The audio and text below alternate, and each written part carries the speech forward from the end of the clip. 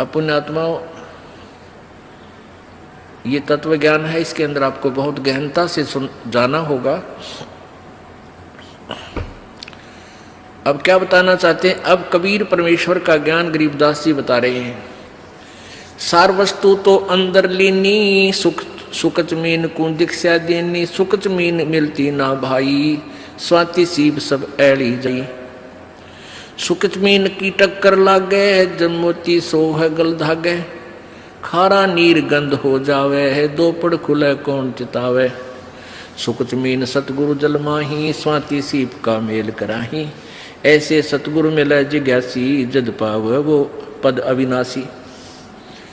सुकच mean सतगुरु हो आया, जिन ये भेदी भेद बताया, क्रम कुसंगति खारा नीरा, मोती खंड होत नग हीरा, बैरागर धम गिरती पावे, चलता हीरा तुरत लखावे, धम गिरती हीरे को जाने, यूं सतगुरु लावे चोट निशाने। अभी आपको बताया था कि एक सीप होती है, और सीप जब उसमें मोती बनने की एक प्रेरणा बनती है, तो वो ऊपर आ जाती है, उसको प्यास लगती है, वो समुद्र जल ग्रहण नहीं करती, वो समुद्र के ऊपरली सतह पर आ जाती है समुद्र के, और ऊपर से वर्षा जब हो रही होती है उस समय उसका मुंह खुल जाता है। जिस हो रही हो तो खुला हो, तो उसमें वर्षा हो रही हो तो उसमें से वो बूंद ग्रहण करते, उसको स्वाति बूंद बोलते हैं, स्वाति। और उसको फिर वो मुंह बंद हो जाता है, उसके अंदर मोती बनना शुरू हो जाता है।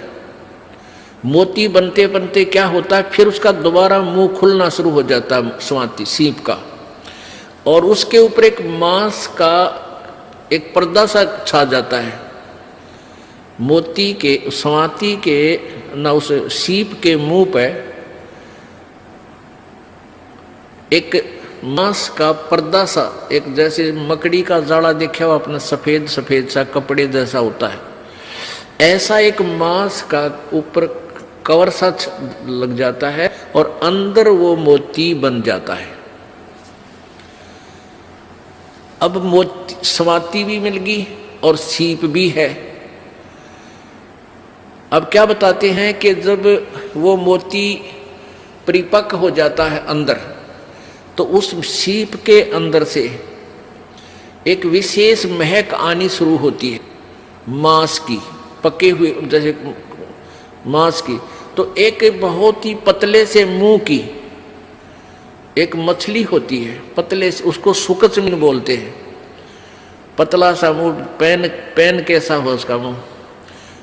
तो वो क्या करती है, मांस खाने के उद्देश्य से उस सीप का, उस मांस का कवर के ऊपर पर्दा सा होता है, उसको खाने के लिए उसमें टक्कर मारती है, उसको खाना चाहती है। वो लगते ही वो पर्दा सा फट जाता है और मोती उसमें से निकलकर समुद्र में गिर जाता है। अब क्या बताते हैं, कितना गहरा ज्ञान है इस दो अक्षर में, दो लाइनों में। सार वस्तु तो अंदर लीनी, सुख जमीन को दीक्षा देनी, सुख जमीन मिलता ना बाही, स्वाति सीप सब ऐड़ ही जाही। सुख जमीन की टक्कर लागे है, जब मोती सो है गल धागे। अब क्या बताते हैं, मनुष्य जीवन भी आपके पास है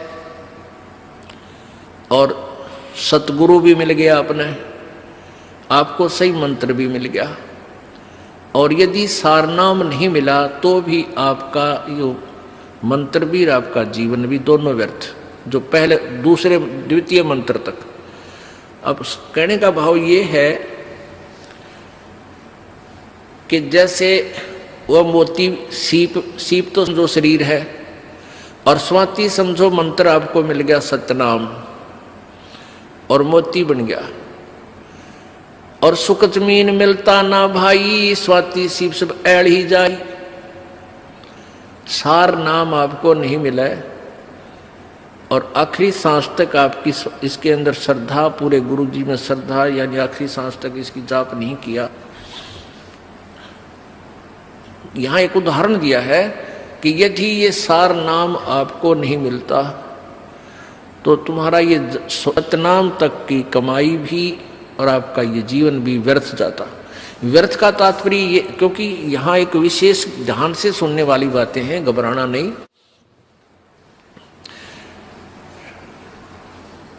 अब जैसे आपको सतनाम मिल गया और सारनाम मिला नहीं और आपकी मृत्यु होगी, पहली बात तो ये है कि परमात्मा उस प्राणी की मृत्यु नहीं होने देगा। कबीर भगवान के हाथ में पूरी कलम है। जमजो राजा से डरे मिटे कर्म के लेख, अदली अदल कबीर हैं, असल कबीर हैं ये कुल के सतगुरु एक। ये नहीं आपके जीवन नहीं जाने देंगे, पूरा काम करके और तब आपको यहाँ से फारिग करेंगे, ये इनकी समर्थता है। और जो बकवाद करते हैं, नाम भी ले रहे हैं, सही ठिकाना यानी सही श्रद्धा से नहीं है, वो जा भी सकते हैं, वो फिर परमात्मा उनको पकड़ नहीं करता। भक्ति भी करते हैं, श्रद्धा ठीक नहीं है, पूरी नहीं बन पाई है, तो मृत्यु भी हो जाएगी। तो उनको फिर वैसे तो व्यर्थ हुआ क्योंकि सारनाम मिला नहीं, लेकिन फिर भी वो ऐसा व्यर्थ नहीं होगा जैसे औरों का होता है। उन अन्य साधकों से चाहे 1000 वर्ष तक तपस्या और अन्य पूजाएं करके चले गए, उनसे भी आपका जो मंत्र की कमाई है वो असंख्य गुना घनी आपके पास है। न जाने कितने दिन स्वर्ग में रहोगे या कहीं और दूसरे लोकों में राजा बन जाओगे, तो ये व्यर्थ है गया, यानी जो उद्देश्य था वो पूरा हुआ नहीं। अब ये एक उदाहरण देना चाहते हैं आपको गहराई से समझाने के लिए। जिनको ये तीनों नाम प्राप्त है वो प्राणी के लिए ये चैप्टर आज चल रहा है। सुकच मीन मिलता ना भाई, स्वाति सीब सब ऐल ही जाई। सुकच मीन की टक्कर लाग गए, सुकच मीन मिलता ना भाई, स्वाति सीब सब ऐल ही जाई। सुकच मीन की टक्कर लाग गए है, जब मोती सो है गल दागे। अब सुकच मीन ने उस सीप के उस मांस के टुकड़े को खाने के उद्देश्य से टक्कर मारी, वो खड़क दे ही मोती नीचे निकल गया।